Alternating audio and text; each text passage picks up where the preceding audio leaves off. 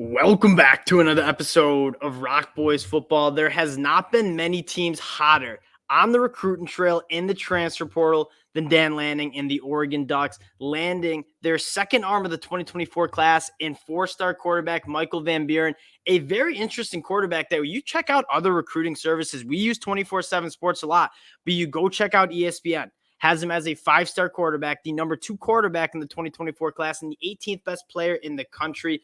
Some services, some scouts, some coaches think Michal Van Buren might be one of the better quarterbacks in the country in this 2024 class. Now, before we get into it again, I just want to say thank you to you guys. Just the support you guys have shown truly does mean a lot. And the Oregon Duck fans, we have been talking a lot of Oregon football as Dan Lanning has been cleaning it up on the recruiting trail, in the transfer portal. And later today, there might even be some more news for Oregon fans. So if you do enjoy the content, consider subscribing to the channel. Again, can't thank you guys enough for all the support. Over 5,000 subscribers talking college football.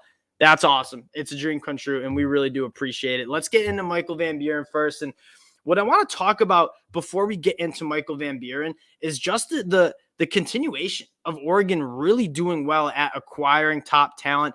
I think a lot of Oregon fans that we talked with were concerned that the recruiting might fall off losing Mario Cristobal. Mario Cristobal, for as much as he's struggled with in-game coaching and development, was an elite recruiter. I mean, Oregon did not have a problem bringing top 10 or top tier talent, I should say, to Eugene. And so when Mario Cristobal leaves for Miami, maybe some Ducks fans were a little nervous about how's the recruiting going to look post Mario Cristobal.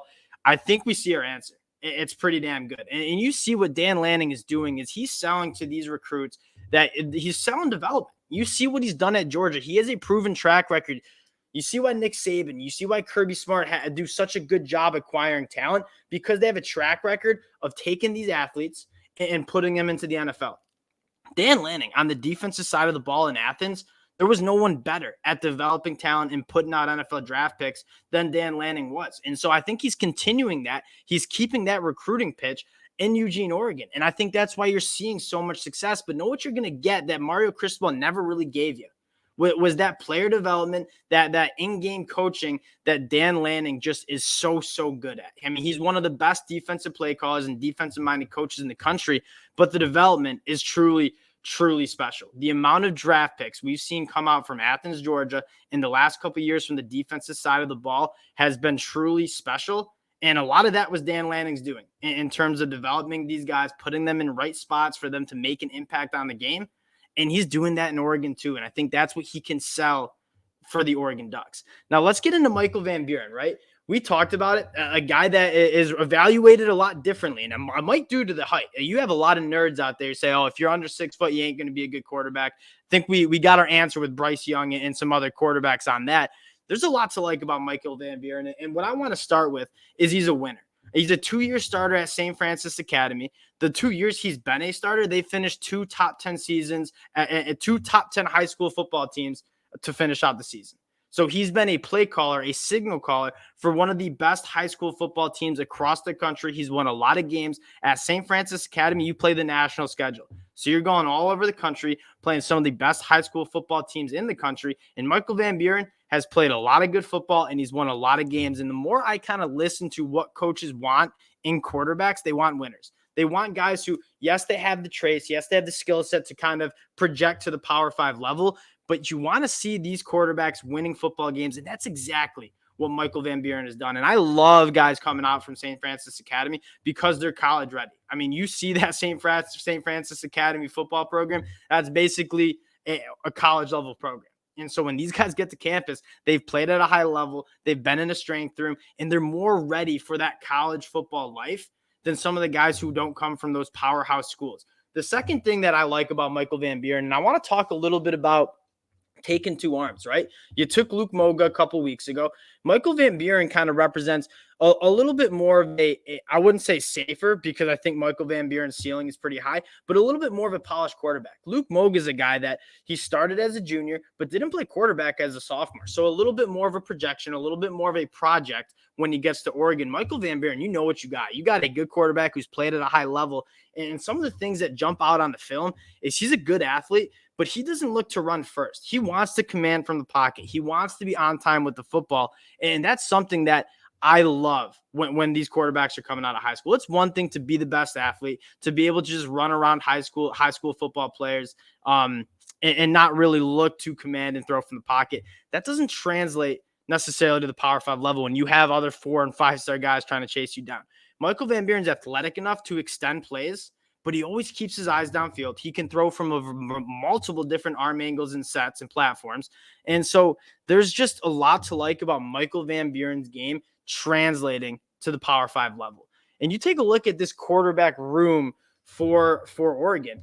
I think there's a lot to like. Bo Nix coming in, a Heisman Trophy candidate, one of the better quarterbacks in the country. You have Ty Thompson, who the more I talk with Oregon fans, the more we're talking about, does he put it together? Is he ready to start year 4? And if he's not, you have Austin Novosad. Now you have 2 quarterbacks coming in the 2024 class in Michael Van Buren and Luke Moga, who you feel really good about. And so this quarterback room, I think you're confident in. And maybe Ty Thompson doesn't work out, and maybe you have to dip into the transfer portal next year to get a starter before Michael Van Buren, Luke Moga, or Austin Novosad is ready to play and start for Oregon.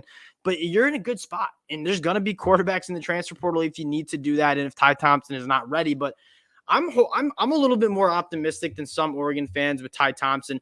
Talking to one of the Oregon fans made a really good point. I mean, the 3 years he's been there, 3 different offensive coordinators. So you're talking about why can't he kind of understand the system, work through his progressions? I mean, he's had to learn 3 different offenses. That's not hard to do, or that's not easy to do, I should say. So Ty Thompson might figure it out. We'll see. But you have some young quarterbacks in this pipeline that you feel pretty damn good about.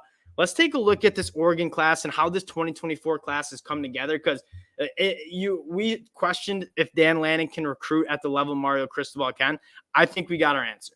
I mean, you take a look at this class. They haven't factored in Michael Van Buren yet.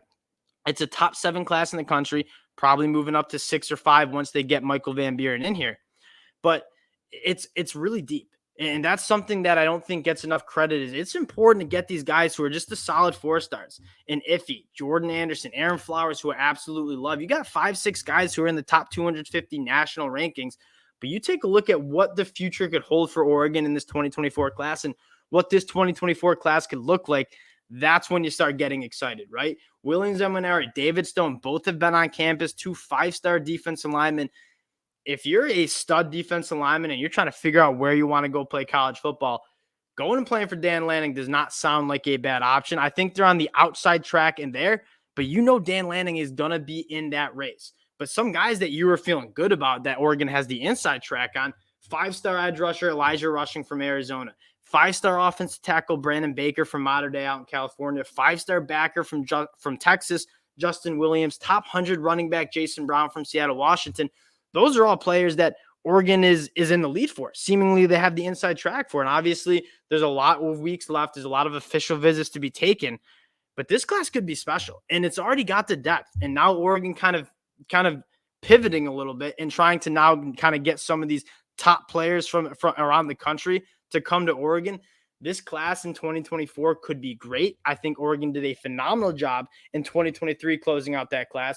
They did a great job in the transfer portal. If you're an Oregon Duck fan, you have to feel extremely excited about what the future holds for this program in Eugene. It's one of the teams we're highest on heading into 2023.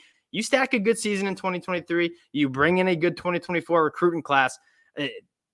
Oregon fans have to be absolutely thrilled about what's going on with this program. Again, just want to say thank you. Wrap it up here. We might have to come back on and talk some more Oregon football, as there might be another commit later today. But again, appreciate the support you guys have shown. Again, if you do enjoy the content, consider subscribing to the channel. The best way you can help out the fellas. And we'll talk to y'all later.